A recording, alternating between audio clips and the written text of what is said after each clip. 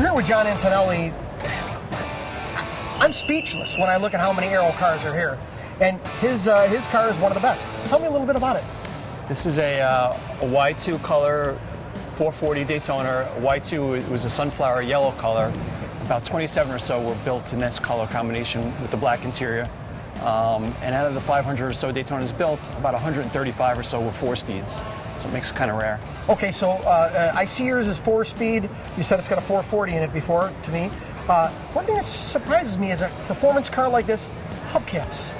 I'm surprised. Was it just an option that way? It was the base option, which made because they figured the day they get it, they're going to put different wheels on it anyway. This is a low cost. I think it was a $21 option just to have these hubcaps, and it was the lowest hubcap option you could get, actually. And then this car, what was the price on this car when it was new? It was like $4,500. It's probably worth just a little bit more than that. Perhaps. Right now. Yeah. Now, what kind of work did you do to this car?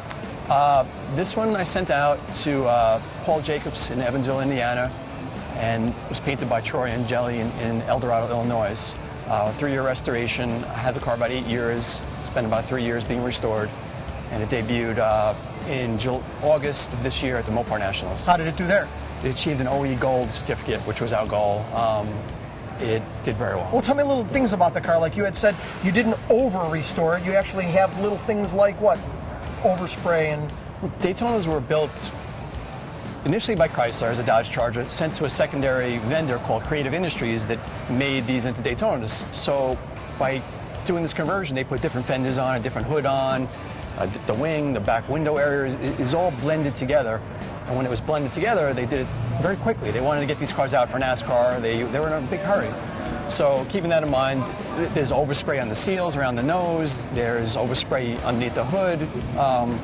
So we duplicated that. We wanted to make the car look accurately as it was left Creative Industries and how they were originally built. So we didn't make it too pretty, we made it just the way it should be. And it's kind of a hard pill for some people to swallow, but we made it as bad as it originally was. Well, yeah, right. When I look underneath, I see you have a mirror set up so you can actually see the underneath of the car. It shows the detail that you've done to the car. I mean, it's pretty impressive under there. Yes, these cars were dipped in a vat of primer, pulled out, and then they were painted. So underneath the car is a dip color gray primer, and as they were painted, whatever drifted underneath is how they were made. So we duplicated the drifting pattern underneath, and we try to make it exactly as it was. And how many years have you had the car? I've had this car about 8 years. When I bought it, it was orange. It had big Keystone wheels, side pipes. It was typical. You got to have it. That's the way to do it. Right? 70s vintage with the headers and the whole bit. Well, I mean, you got to be happy with it the way it turned out and everything. It's fantastic. Now, what do you think about this show? Like when you're spectacular, just to see all the wing cars lined up in a row and to mix in with the Ford and Mercury brothers and sisters of the Aero era is quite a sight. I mean, if you think of it, this row right here, it's the ones of the, I mean, nobody can even understand. I was trying to explain to somebody else earlier how this was the end of the coolest cars that ever came out of NASCAR. Right. I mean, or stock cars. Yeah. You know, it was amazing what they were doing back then. Just the idea that the wind could go over these cars and make them go faster was new at that time, and it was very interesting how these cars developed and how the wings were adjustable. You could do, these cars went over 200 miles an hour in NASCAR. Back in 69, 70. Which, the tire technology was nothing like it is today, and it was an amazing feat back then. It really, really was. Creative Industries took off a regular Charger front end, the grille, the hood, threw them in the garbage. The trunk lid, didn't need them anymore. The trunk lid is unique. This whole back window area is a whole different flat area. The regular Charger window went down. This is a flush window. Almost like a fastback, what's called. Fastback. Yeah. The deck lid was shortened to meet up with the different fastback area. The wings were installed. There's braces in the trunk. There's 2 different jacks now. Do the braces go down to the frame rails? They go down. They're bolted to the body on the bottom. Okay. To the trunk floor. These are different fenders.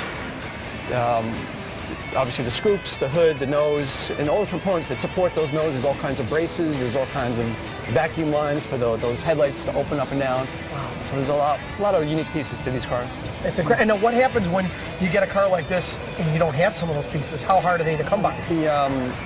The club scene for these cars is pretty... It's a tight-knit group. Tight-knit group of people that, you know, there's people that fabricate things, and there's some NOS stuff out there, but it's quite expensive. Money, yeah. Sure. Cool. I don't even know if this story's true, but I've heard a little bit of there's a rumor about the wing height. Why don't you fill me in on that?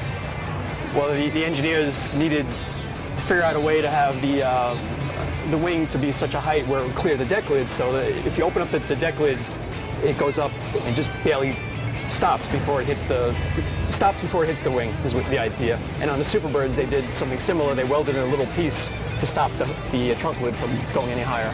Really? That's cool. Well, you have a beautiful car. Thank you very much. Thank you.